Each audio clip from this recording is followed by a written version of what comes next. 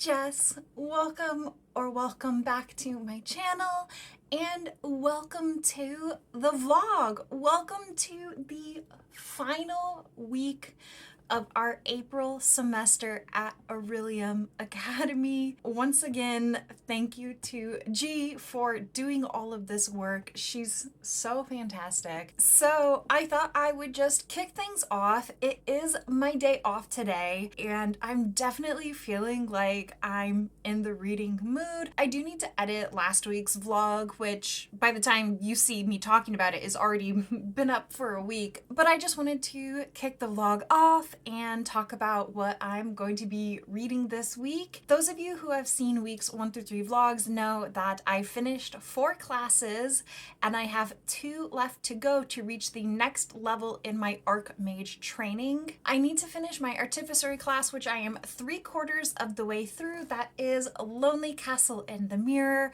I'm really enjoying my time in this book and it gets better and better every time I pick it up, so hopefully the ending does not disappoint. This is what I'm going to be starting with this week. I have, I think, 110 pages left in this book to go. And then once I finish Lonely Castle in the Mirror, I have my Spells and Incantations class. That is the final class I will be tackling, and that class has a specific page requirement, so for that I will be reading Cytonic. If you saw last week's vlog, you know that I also started the alchemy side quest and I finished part 1 of that. So for part 2 of the alchemy side quest, I will be picking up Blood Sanctuary part 2. I read Blood Sanctuary part 1 for part 1 of the alchemy side quest.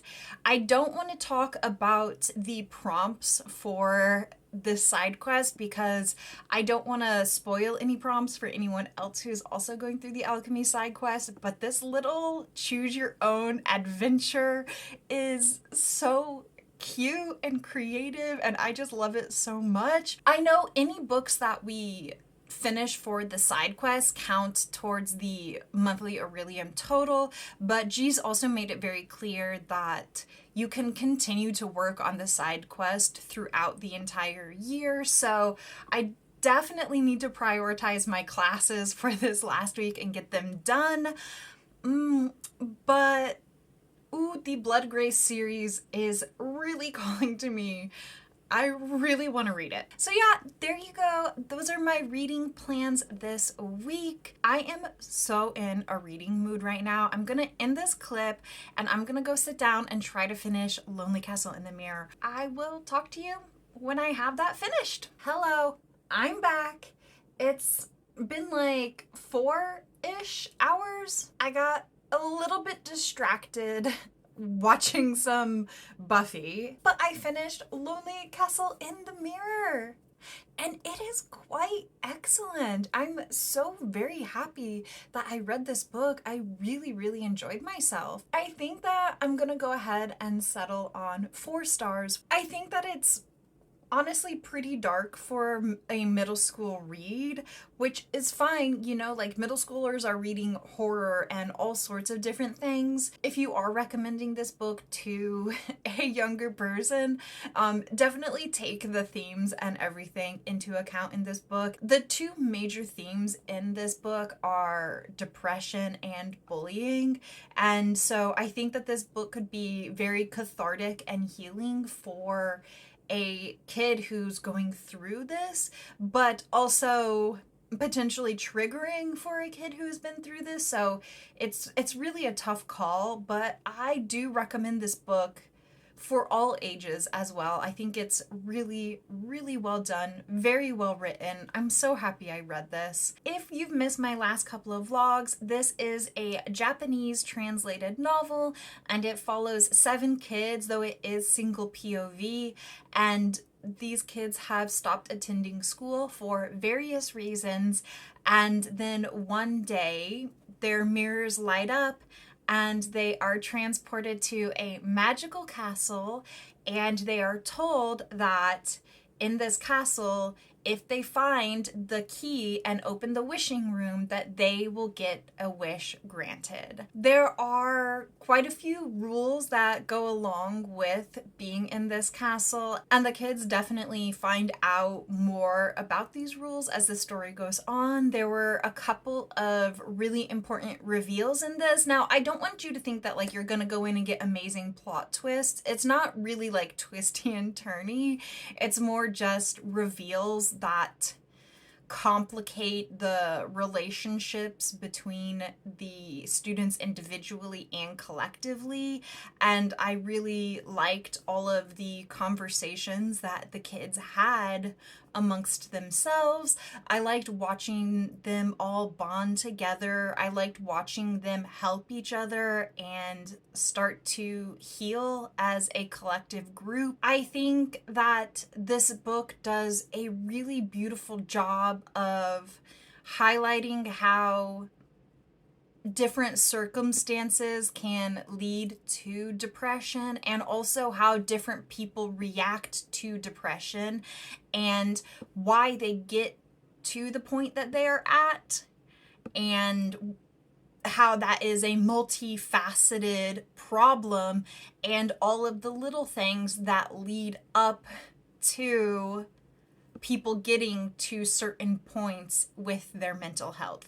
And I know I'm keeping that very vague, and I'm doing it to avoid spoilers. I also loved that the author put in points which do get very dark, of characters doing and saying things because of their mental health, and how other people react to that, and how some people have a very bad reaction, some people have an empathetic reaction, and you kind of just get to see, you know, like all of these kids are dealing with their own mental health issues. They all have different circumstances that led them to arrive at this point, and they all react differently to the other characters within the castle. And I just really liked how the author took the time to put in all of these different feelings and reactions, and all of the characters really have moments of empathy and growth and healing at different points in the novel. Again, though, this is quite a dark book. I think there's a massive trigger warning on here for depression, and that does include like suicidal thinking, and also a lighter content warning for the bullying, because the majority of the book takes place in the castle rather than in the real life for these kids.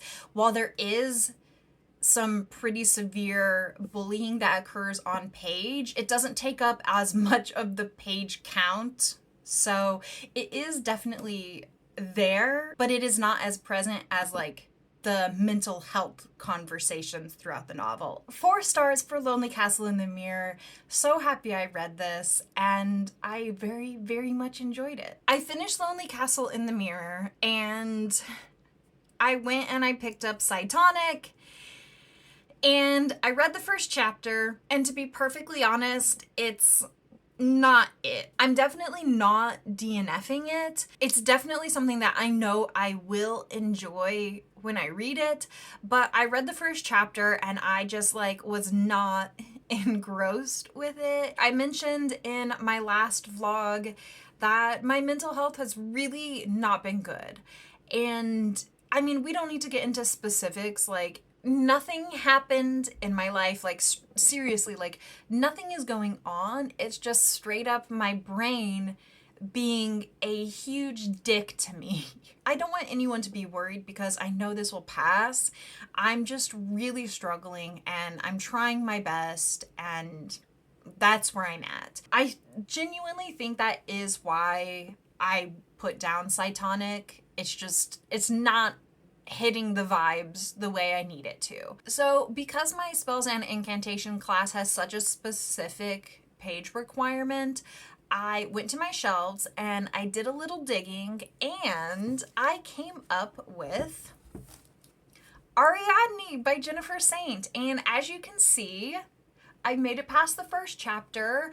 I'm right around page 50 in here, and immediately I was engrossed and drawn into this. You can see I'm even like putting tabs and everything, which I really love tabbing at my books, but like it's just not something that I do for every book I read. This is what I'm going to use for my spells and incantations prompt. This is a Greek myth retelling, and you follow Ariadne, who is the princess of Crete. Her father is King Minos, and her brother is the Minotaur. Every year, 14 teenagers are brought from Athens as a tribute to be sacrificed to the Minotaur. They are put into the Minotaur's labyrinth, and the Minotaur kills and eats them. If you're familiar with the myth of the Minotaur, which I'm like moderately familiar with, I honestly don't know how this book is going to end for Ariadne.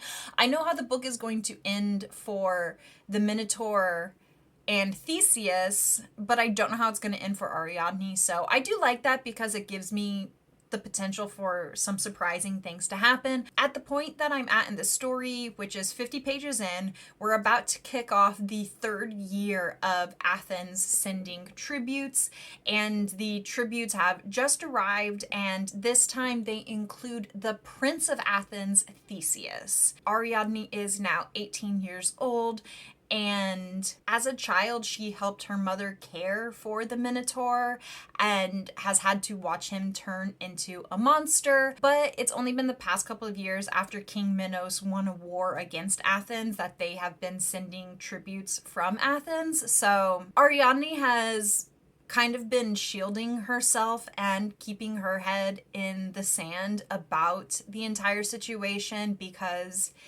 even though she acknowledges that the Minotaur is a monster, he is still her brother, and so she's kind of just been ignoring the situation, and it looks like she has now finally had enough, and she is going to try to do something to end this monster killing innocent teenagers. That's where I'm at. There's obviously like a lot of feminism themes throughout this novel, a lot of themes of fate and gods, a lot of themes of women's trauma and women's rage and women being punished or getting things taken from them because of the actions of the men in their lives. But yeah, I'm 50 pages into this and I'm very, very, very engrossed with this story. So I think now I'm gonna sit down at my computer where I'm at right now.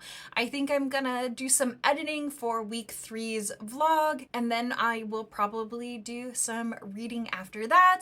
I think I probably won't check in until tomorrow with you all. So there you go. There's my reading update. Talk to you later.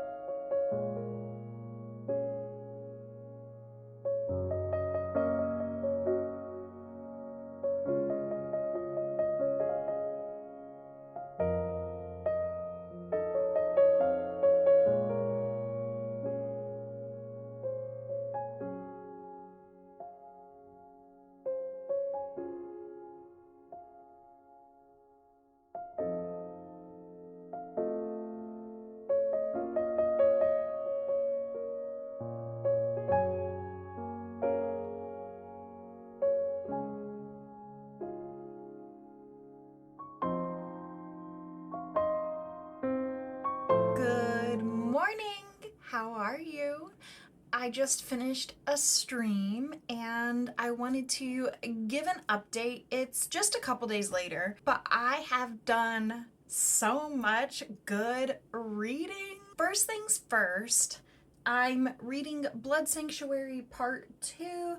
This is book 4 in the Blood Grace series for the Alchemy Quest. I am roughly 200 pages into this book. You can see where I am. It's like 440 some odd pages. This is on its way to being another 5-star read for the series. It's been so excellent. I haven't talked about this series in this vlog yet, but I've talked about it a lot on my channel, so I will try to be brief summing this one up. This is a series that follows Cassia and Leo. Leo is a Hesperine, which is a vampire, and Cassia is a mortal. She is the bastard daughter of the king of her country, and the king is not really a great guy. In the first book, Leo is an apprentice diplomat, and he is added to an envoy who is going to Cassia's country in order to have peace talks and potentially make an alliance between the two countries. There's a lot of fear when the Hesperines reach Cassia's country because they do drink blood, they are vampires, and people are afraid of them, but Cassia is not afraid, and she orchestrates a way to meet Leo because she has some questions about some things that have happened in her past that she wants clarity on. And so the two of them strike up a friendship, and then that slowly evolves into a more romantic relationship. This book is definitely very heavy on the romance. I would say the romance is probably 55% of the book, and then the political plot line is like 45% of the book. I think the political plot line is excellent. It's great, and I just really love this series. I highly recommend it. While book 1 is not a standalone, I would say that it has its own story arc. So there are definitely things that don't get resolved in book 1, but there is definitely some good resolution to the political plot line. And then book 2 through 4 seems to be a whole separate arc. Based off of the way things are moving in this book at the moment, I do think that there's going to be a lot of resolution, and I think that this book is going to conclude like an entire story arc. I love this series so much. It is definitely like a new all-time favorite series. I just smile so much. It is pure escapism. I get butterflies from Cassia and Leo. They're so cute and so precious together. Unfortunately, I can't really tell you any details about the plot line of book 4 because it's so deep into the series and this story arc. It would definitely spoil a lot of things, but I will just say that things are definitely progressing very fast at the moment, and like I see the characters careening to whatever will be the final culmination of this book. I'm very much enjoying it, and I'm so sorry I can't tell you any specifics, but you should read this series. I've also made a really good chunk of progress in Ariadne.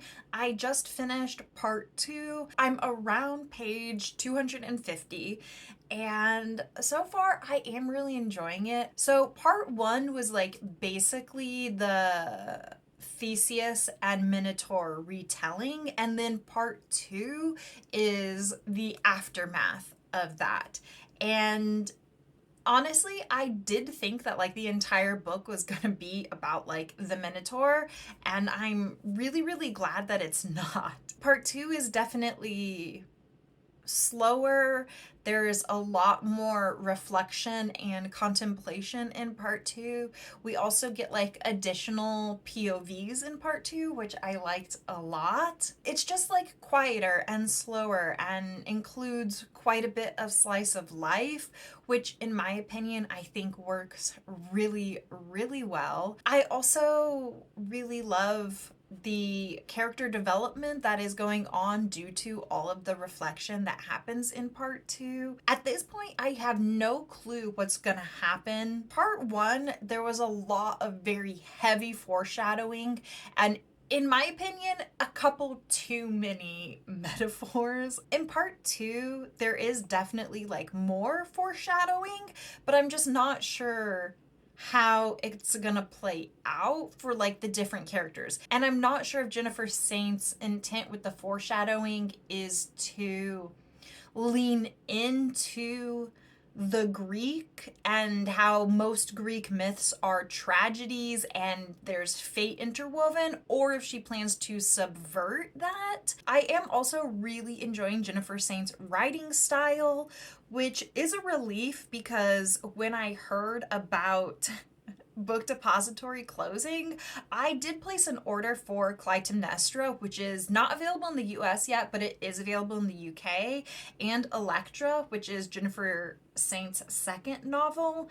And I'm like, ooh, that's risky since I haven't read Ariadne yet, but I am enjoying her writing style. I will say that in the first part of this book, she went pretty heavy with like metaphors, and I thought it was a little bit excessive, but in the second part, that's definitely like brought back a level, and I'm just more immersed in the world and immersed in her writing, and I really, really like that. I also really love the themes of feminism throughout this. This book is definitely not like a subtle one when it comes to the themes of feminism. Like, it's very on the forefront, it's very obvious. I mean, I do like books that are a little bit more subtle and nuanced, but I think that it does work in this one. I do think, though, that how overt the themes are and how in your face they are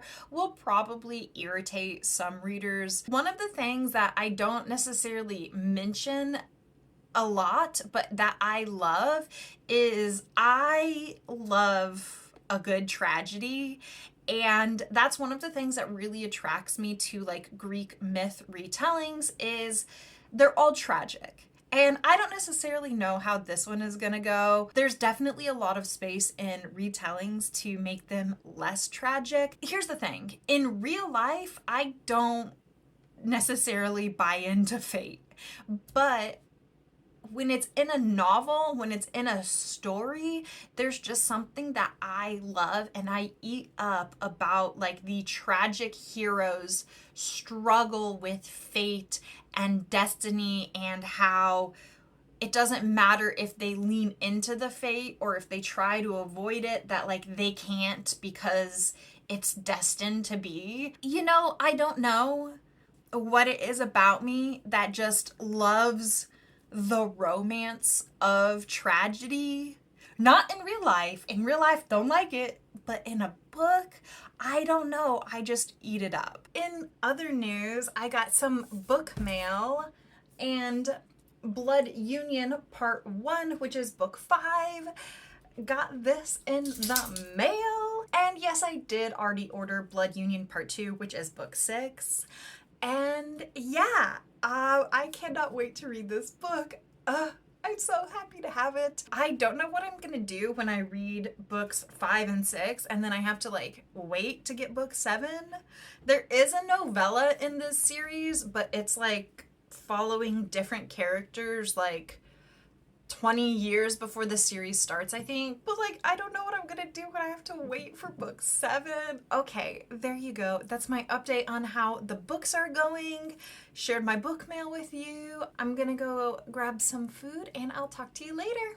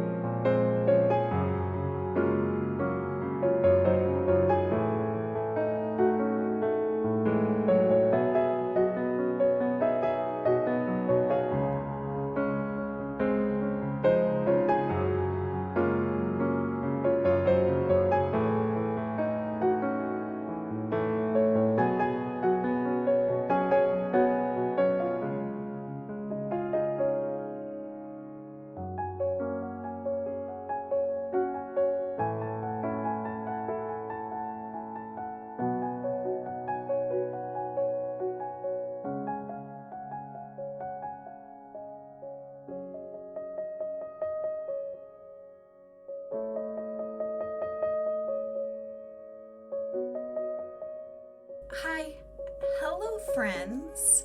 Welcome to the end of the vlog. We have some good news and we have some bad news. I'm gonna start with the bad news first. The ending of Ariadne is really disappointing. It's just so unsatisfying. First of all, I want to say this is not a bad book. I do think overall I'm gonna give this 3 stars. I am going to intentionally be as vague as possible with this so that I don't spoil anything for anybody. So when I finished part 2 in here, I was a little over halfway done with the book. And there had been like a lot of reflection and character growth, but once we hit part 3, the character development was like abruptly cut off.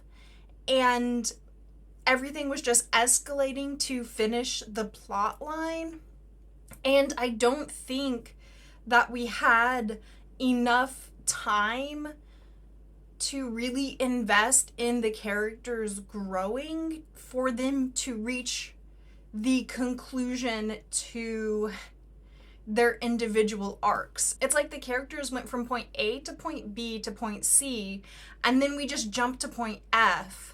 And I'm like, how are we getting here? I need more time with these characters for this to be making sense to me. Like, I don't see how we got to this point. I also don't think that Jennifer Saint decided what she wanted to do with this book. Like I mentioned before, most Greek myths are tragedies, at least for like the humans involved. I don't think that Jennifer Saint interacted with the themes of fate and destiny or the themes of feminism enough in this novel for the ending to be satisfying.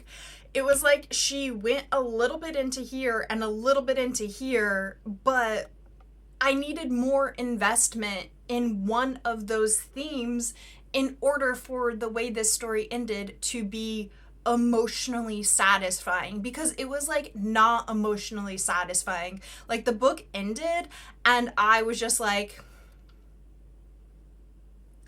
okay, cool, I guess. Like, it's done. I think that this novel just had so much potential to really hit you with a really emotional ending where you feel so many different things, where you feel rage, where you feel empowerment, where you feel satisfaction, where you feel justice, and probably like quite a bit of sadness as well.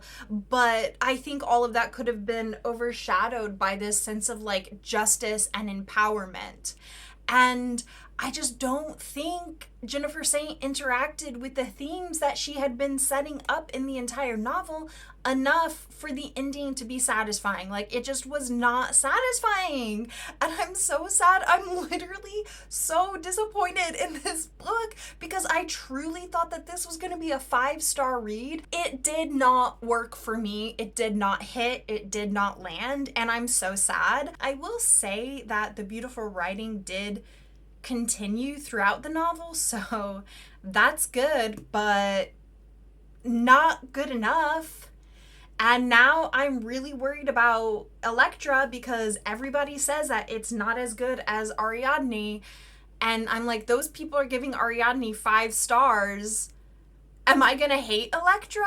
Again, I'm giving it 3 stars. It's not a bad book. Like, I don't want you to think that it's bad. It's just so disappointing. Thankfully, though, we do have some good news, and that is that I finished Blood Sanctuary Part 2, Book 4 in the Blood Grace series, and I loved it. This is for the second part of my alchemy quest, and this is phenomenal, outstanding, 10 out of 10, 5 stars, perfect, no notes. I really can't say anything about the specifics of this book because it is the 4th book in a series, but I will say that the ending is so action-packed. I was so surprised at how much action happened at the end of this book, and also there's some really, really cool magic at the end of this book. Also, this book made me cry,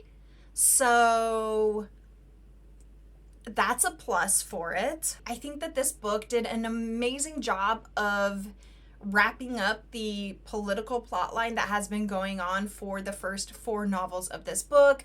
I think it did an excellent job with that, while also setting up an amazing villain. I cannot wait to start book 5 because I'm guessing that books 5 through 7 and then potentially more, I don't know how long this series is going to be, will be tackling this really, really cool villain that got revealed at the end of this book, and I'm just so excited to see how that is gonna go. I think the next arc in this series is going to be heading in a very different direction in terms of like the non-romantic plot line, and I'm so excited to see that. I'm so excited to get more into the world building of this book and also into more of the magic systems within this book. This particular volume, I think, might be my favorite volume in the entire series so far. I really, really cannot wait to see where the non-romantic plotline